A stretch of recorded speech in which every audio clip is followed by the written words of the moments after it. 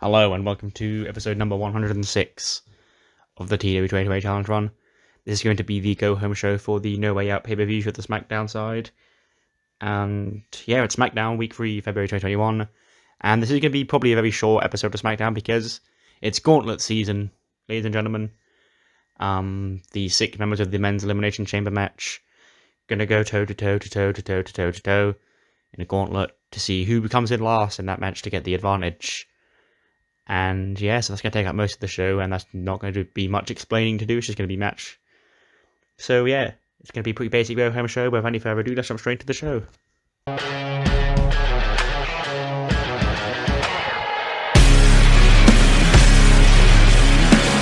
Close your eyes, surrender your beliefs to them for holding. Wait patiently to hear whatever changing lines are showing. The week will come.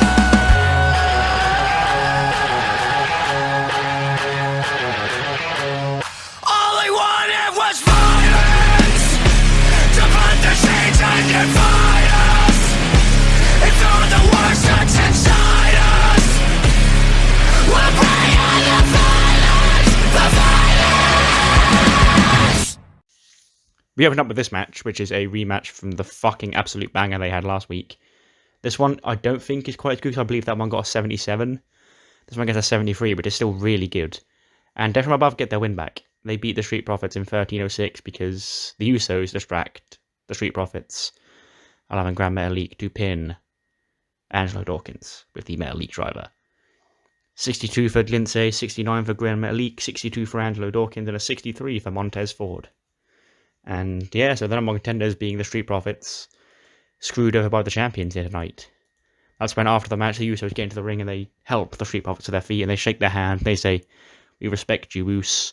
You know, back when you were in NXT, a lot of people looked at you and they looked at us as like one and the same. They said they're the new Usos, Us, and you may well be as close as family, you may be as close as brothers, but you're not actually brothers. Me and Us been together since the womb, so if you think you've got what it takes to be the greatest tag team of this generation, you better fight like family, Us, because it's going to take... From our dead bodies, can you rip these titles from our cold, dead hands? Us. And then Montez Ford is like, well, we know what it's like to be the champions. We've been the champions before, so it's not like we're complete rookies. And it's time to showcase the world that we are not we're not the next Usos. We're better than the current Usos because the profits are up and we want the smoke. Chad Gable and Apollo Crews in the sporting competition event. It's like 30 segments just spliced into one. Goes about 5 minutes. And Apollo the first one is like, what should we start with? We'll start with, I guess, just a sprint, which Apollo Crews would win because I feel like Apollo Crews is faster than Chad Gable.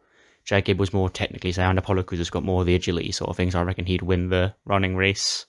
So Apollo Crews goes 1-0 up over Chad Gable. And then the second event is... what was the other one? What was I going to do? So I know what the last one is. So the second one would have been a game of football or soccer to the Americans. And Chad Gable is the one who wins that. He's got the precision. He can place his penalty down. He can have the technical expertise to perfectly place his penalty in the top corner. But then when it's Apollo Crews' go, as Gable goes to like walk back to get into goal, he sort of scuffs up the penalty spot, and at least Apollo Crews scuffing it, and he misses the pen, so it goes 1-1. And then we end with a pole vault, and Chad Gable again tries to sabotage Apollo Crews. This time he catches him, and Apollo Crews beats him in the pole vault to prove that he can be more athletic and he is greater at this sports stuff than Chad Gable. And Gable's like, well, so what? Who even cares about this? This isn't the real Olympics. If this was a real Olympics, I got a medal in the real Olympics. Apollo gets to win this fake little one. Apollo's like, I feel like I should earn something here. In fact, give me your medal, Chad. And he's like, what? I'm not giving you my medal. And Apollo laughs. He pats him on the shoulder. He's like, I don't want your medal. It was a joke, but I will take a prize for beating you here. But it will be after I beat you on Sunday again in a wrestling match, which I can do better than you as well. And my prize will be your United States Championship. Just a fun little segment, something different to build up this match between these two. because I feel like they could probably make it work. Especially Gable. Speaking of interesting segments, this is an 82 boss talk with Sasha Banks, Indy Hartwell, and Mickie James in the ring. And she's like, well, the Elimination Chamber is unfair. I've got to defend against 5 other women in that steel cage structure.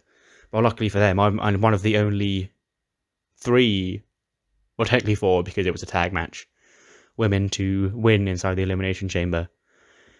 But I'm here tonight because I'm a workhorse and everyone else has already flown out because they've got to be there in 24 hours, of course. So everyone else in my Elimination Chamber is already in, we'll say, like Baltimore or wherever, but wherever the Elimination Chamber takes place. But I'm here because I value being on the show every week because I'm a workhorse. So Ember Moon comes down, she's like, you know, bitch, you may have beaten me last week, but I want your 2 goons, they were still trying to get involved in that steel cage match. And I want them at No Way Out this Sunday. And yeah, so you could give them to me. I've got no interest. I lost fair and square, no excuses. But if I can't get my title back off you, I can beat your 2 apprentices. And Sasha's like, nice and cute, Ember. I see what you're doing, but you don't have any friends. I have Indy and Mickie James here because I have friends. I have people that want to study under my wing. And Ember's like, it's funny you say that because I actually do have a friend. And then we hear howling like a wolf, and out comes Shotzi Blackheart in her tank. Team in real life in the Women's Dusty Rhodes Tag Team Classic. Very fun team. So we're going to temporarily unite them. I don't think it'll be a permanent thing, but they're temporarily going to be united here to take on Indy Hartwell and Mickie James on the kickoff show for No Way Out. That's actually like, well, there's 3 of us, 2 of you. Let's kick your ass right now. Then now comes a third babyface woman, who isn't in the Elimination Chamber, the Royal Rumble winner, Bianca Belair. And she's like, girl, nah. You want a piece of me? I won the Royal Rumble. I'm fighting to get back into this ring. And how about we even the odds here? We make this a 6-man tag. Girl. And then it's Ember, Shotzi, and Bianca against Boss. Shotzi is... I think she may stay around this time. Obviously, she was here for the GX stuff earlier on. But then I had to cut that short because I decided not to use Rob Gronkowski anymore. I think this may be her official SmackDown call-up. But I don't think the team with Ember is going to be a permanent thing. It's going to be like maybe until Mania. They can be like allies, but then after that they'll probably go their separate ways. So Shotzi's been reintroduced here as Ember Moon's friend, and she'll team with Ember on the kickoff show for No Way Out against Mickie and Indy. But for now, 6-woman tag. It's a 62 because I had to keep Sasha Banks strong because Bianca Belair, Bianca Belair, Shotzi Blackheart, and Ember Moon defeat Boss when Bianca actually pins the SmackDown Women's Champion with a KOD. Very, very interesting. So 50 for Mickie, 41 for Indy, 73 for Sasha, 54 for Bianca, 41 for Shotzi, and a 61 for Ember. Not too shabby.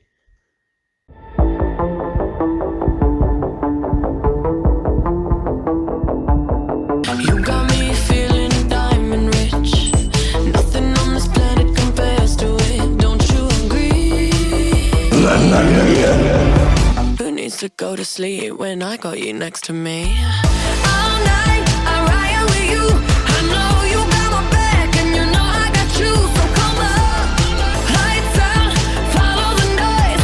Baby, keep on dancing like you ain't got a choice. So come up, come up, come on, let's get physical. Adrenaline keeps on. We then see Bobby Lashley and Gorilla. And he's like, the mighty Bobby Lashley 2 months ago, he was the United States Champion. And he never got a rematch for that title because he wanted to enter the Royal Rumble. And he planned on winning the Royal Rumble, but he couldn't win the Royal Rumble. And that because of Keith Lee. So, was it Keith Lee? I believe it was Keith Lee who eliminated Lashley. It was either Keith Lee or Walter, actually. Fuck, I don't think it was actually Keith Lee. Okay then. So we won't name who it was because that's not going to be anything important. It's like Lashley was screwed out of the Royal Rumble, and tonight he's got his opportunity to cement his dominance yet again when he tears through all 5 other men in that Elimination Chamber match. He enters last, and he wins, and he goes on to WrestleMania to fight Karrion Kross for the Universal Championship. Or Daniel Bryan. But whoever it is, the Almighty's going to prove why he deserves to be back on the top of that throne. And it all starts right now, bring out the first opponent. And then Braun Strowman comes out, and it's going to be Lashley and Braun to kick off the gauntlet. And then 80 goes 8 minutes and 58 seconds. Lashley actually beats Braun Strowman with a spear. So Lashley's got the first win in the gauntlet. Braun Strowman has been eliminated. 80 for Braun, 76 for Bobby Lashley, who moves on to wrestle, I believe, Angel Garza next.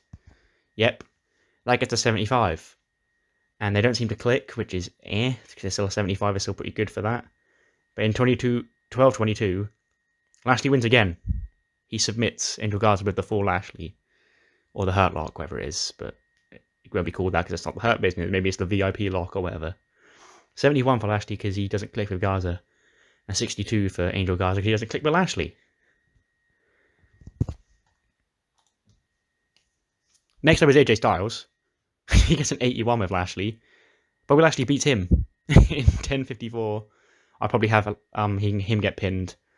I think I should have AJ Styles tap out to the full Lashley. Omos is there, but Shelton and MVP are also in the corner of Lashley. We'd probably have Lashley spear Omos or something. He'd take a bump for the first time since going back to the main roster. And Lashley wins again. He's on an absolute tear here. The reasons for this are simple.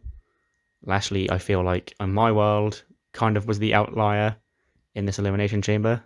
Because everyone else is a former world champion apart from him. And then Keith Lee, who I've made look like a fucking monster. And the real Bobby Lashley in real life is an absolute beast right now. And I kind of want my Bobby Lashley to get there as well. So he's absolutely just torn through half the gauntlet.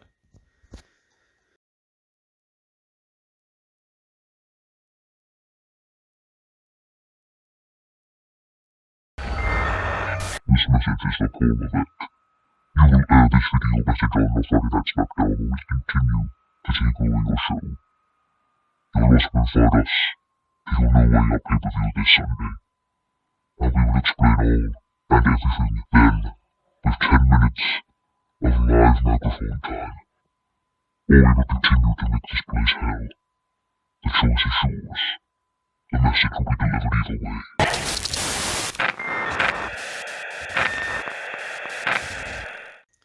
And then in 82, Lashley, he's torn through 3 people, but he can't keep up with Keith Lee after all of that fatigue. Keith Lee beats him in 8:41 with a power slam in an 82 raid match to end Bobby Lashley's dream. But what a showing from the Almighty here tonight. Keith Lee gets an 83 and an 81 for Bobby Lashley. And then the final competitor enters. And via shenanigans by Tucker Knight and other low-blowing shenanigans, Corbin defeats Keith Lee with an end of days in 10:42 to become the confirmed last entrant in the Elimination Chamber at No Way Out. Corbin gets a 75 and an 83 for Keith Lee, which is really fucking good for him. The closing segment is Daniel Bryan coming out, and he says, I know what you're all thinking. I've been away for a month, I've been put on the shelf, but why would I come back and pick a fight with the seemingly unstoppable Karrion Kross? It's simple. Karrion Kross took my spot. He's got my Universal Championship.